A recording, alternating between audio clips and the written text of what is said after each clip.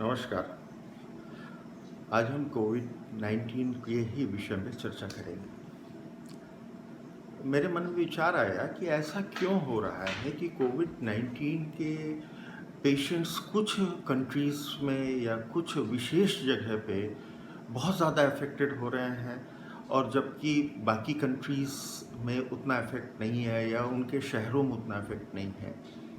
इसको लेके सीमित डाटा मैंने 5-6 दिन की कुछ मेहनत की, कुछ जो डाटा मुझे मिल सके, जिसकी एनालिसिस मैं कर सका, लिस्ट निकाल सका, वो आपके साथ शेयर कर रहा हूँ आज।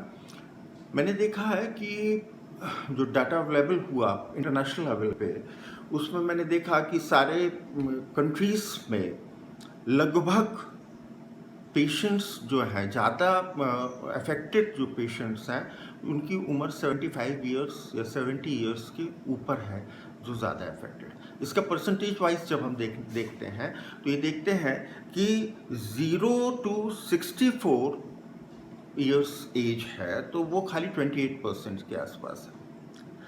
65 इयर्स टू 74 इयर्स जब हम देखते हैं तो वो भी लगभग 24-25% के आसपास। 75 इयर्स प्लस देखते हैं तो वो 48% होता है। यदि अगर हम मिक्स कर दें 65 एंड अबव देखें तो वो पूरे के पूरा 72.3% होता है। दैट मीन्स कि ये जो एज 65 के ऊपर हमने ली है तो ये पेशेंट्स नेचुरली जब एज ज़्यादा होती है तो आप डिजीज़ होता है, इम्यून सिस्टम कमज़ोर होता है तो आपके ऊपर ज़्यादा इफेक्ट कर रहा है। इसमें भी जब आगे एनालिसिस किया तो देखा कि वो पेशेंट्स जिनको कार्डियोवैस्कुलर डिजीज़ है उनकी परसेंटेज 13% है। डायबिटीज़ जो है वो 9% है डायबिटीज़ वाले पेशेंट, और क्रॉनिक रेस्पिरेटरी डिजीज़ वाले 8% है, हाइपरटेंशन वाले भी 8% हैं और कैंसर वाले 7% है। दैट मीन्स कि एज ज़्यादा, इम्यून सिस्टम कमज़ोर और आपकी डिजीज़ की कोई हिस्ट्री वो इफेक्ट ज़्यादा कर रही है। लेकिन फिर आती है कि कुछ स्पेशल शहर क्यों ही ऐसा ज़्यादा हो रहा है। अगर मेल और फीमेल का इनका कंपैरिजन करें तो ये भी देखा है, जो रिजल्ट निकाला जिस्ट निकाला कि फीमेल्स जो है मेल के कंपैरिजन में हाफ होती है। दैट मीन्स उनका इम्यून सिस्टम ज़्यादा मजबूत है, वो ज़्यादा सेंसिटिव ढंग से कार्य करती हैं। ये सब सारी चीज़ें उससे निकल के आती हैं। अगर अपने ही कंट्री की बात की जाए तो अपनी कंट्री में 7 स्टेट्स ऐसी हैं टोटल जिनके अगर पेशेंट देखे जाए ऑल इंडिया के तो 7 स्टेट्स में ही 75-80% पेशेंट्स वही हैं, जिनमें कि है महाराष्ट्र है, गुजरात है, राजस्थान है, तमिलनाडु है, दिल्ली है, मध्य प्रदेश एवं उत्तर प्रदेश है। इसमें से 5 स्टेट्स तो ये हैं, कह सकते हैं अपन कि वहाँ ज़्यादा इसलिए हैं, जैसे कि महाराष्ट्र है, गुजरात है, राजस्थान है, तमिलनाडु है, दिल्ली है, कि यहाँ प्रति लाख व्यक्ति टेस्ट ज़्यादा हुए नहीं। लेकिन इसी का खाली बेस नहीं लिया जा सकता। दिल्ली में तो बहुत ज़्यादा टेस्ट हुए हैं, दिल्ली में तो सबसे ज़्यादा कई गुना टेस्ट हुए हैं, बहुत ज़्यादा हुए हैं। तो इससे सेटिस्फाई न होते हुए फिर मैंने सोचा कि इनकी डेंसिटी देखा जाए, इन जो स्टेट्स हैं, इन 7 स्टेट्स की डेंसिटी देखा जाए तो इसमें जो 5 स्टेट्स हैं उनकी डेंसिटी तो ज़्यादा मिली, जैसे कि तमिलनाडु, उत्तर प्रदेश, महाराष्ट्र, गुजरात, दिल्ली। इनकी डेंसिटी दिल्ली की तो बहुत ज़्यादा है, 11,297 लोग प्रति स्क्वायर किलोमीटर रहते हैं। तमिलनाडु 555 है, उत्तर प्रदेश 828 है, महाराष्ट्र 365 है और गुजरात 308 है।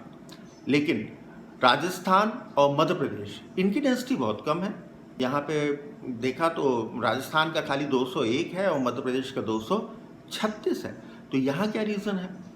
फिर इनकी सिटीज़ देखने लगे। अब महाराष्ट्र की, राजस्थान की बात करें तो राजस्थान की टोटल तो बहुत कम है, लेकिन जयपुर, कोटा, जयपुर में 6,500 प्रति स्क्वायर किलोमीटर है वहाँ की जनसंख्या, और कोटा में तो 12,100 12,500 के आसपास है कोटा की लगभग जो जनसंख्या निकल रही है प्रति स्क्वायर किलोमीटर्स। और सबसे ज़्यादा इफेक्ट यही है, इन्हीं जगहों पे है, ये इफेक्ट कर रहा है ज़्यादा। अब तमिलनाडु की बात करें, चेन्नई की 26,555 लोग प्रति स्क्वायर किलोमीटर रहते हैं। अगर महाराष्ट्र की बात करें, मुंबई 34,700 जो सबसे ज़्यादा अफेक्टेड है। इसी तरह से मध्य प्रदेश की जब हम बात करने लगते हैं तो मध्य प्रदेश में इंदौर मतलब डेंस सबसे ज़्यादा डेंसिटी इंदौर की ही है पूरे मध्य प्रदेश में, या क्या कह लें कि अपन नेशनल लेवल पे, इंटरनेशनल लेवल पे, एशिया में भी आता है इंदौर का। तो और वही, लेकिन खाली डेंसिटी अफेक्ट नहीं कर रही है। क्यों? क्योंकि जब हमने केरला की देखी, केरला की भी करीब 900-1000 प्रति व्यक्ति प्रति स्क्वायर किलोमीटर्स है, वेस्ट बंगाल की भी ज़्यादा है, बिहार की भी ज़्यादा है, लेकिन केरला में इफेक्ट हुआ, वो जो बहुत जल्दी ठीक हो गया। दैट क्या रीज़न क्या था? फिर मैंने लिटरेसी निकालना चालू किया तो देखा केरला की लिटरेसी 94% है।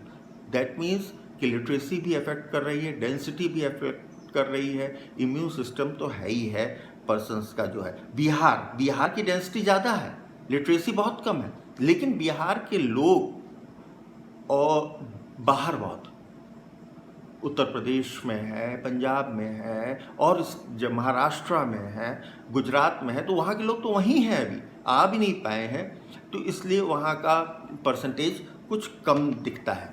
अगर वो लोग आ जाते तो शायद ज़्यादा होता है।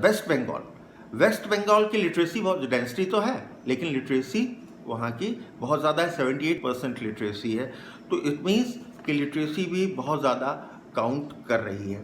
तो टोटल ये जो समझ में आया, जो रिसर्च किया, ये छोटा सा जो एक कोशिश की प्रयास था मेरा 7-8 दिनों में, और जो जिस्ट निकाला उसमें ये आया कि जैसे आने वाला जो समय है, आने वाला समय क्या है? अब बहुत सारे साइंटिस्ट कह रहे हैं, अभी लेटेस्ट रिसर्च देखा मैंने कि कुछ कह रहे हैं कि दिसंबर तक 90% पूरे विश्व में कंट्रोल में आ जाएगा, लेकिन बहुत सारे रिसर्चर्स ऐसे हैं जो कह रहे हैं नहीं 2022 चलेगा, कुछ ऐसे हैं जो कह रहे हैं 2024 चलेगा, कुछ तो कह रहे हैं कि 10 साल तक अभी नहीं होगा।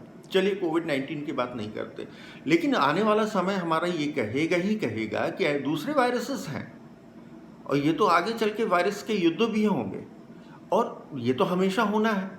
और हर 10 साल 8 साल में, पिछले अभी देख रहे हैं अपन कि 10 साल में नया कुछ ना निकल के आता है। तो इसकी लॉन्ग टर्म प्लानिंग होनी चाहिए। तो प्लानिंग किस हिसाब से होनी चाहिए कि हमें पूरा जोर लगाना है, हमारी गवर्नमेंट को जोर लगाना है, और हम लोगों को भी प्रेशर देना है कि डेंसिटी, जो सिटीज़ हैं, डेंस सिटीज़ हैं, उनको मतलब उनकी संख्या कम की जाए किसी भी हालत में। दूसरा, इससे फाइट करने के लिए लिटरेसी हमें बहुत ज़्यादा आगे की ओर बढ़ानी है, लिटरेसी बहुत ज़्यादा होनी चाहिए।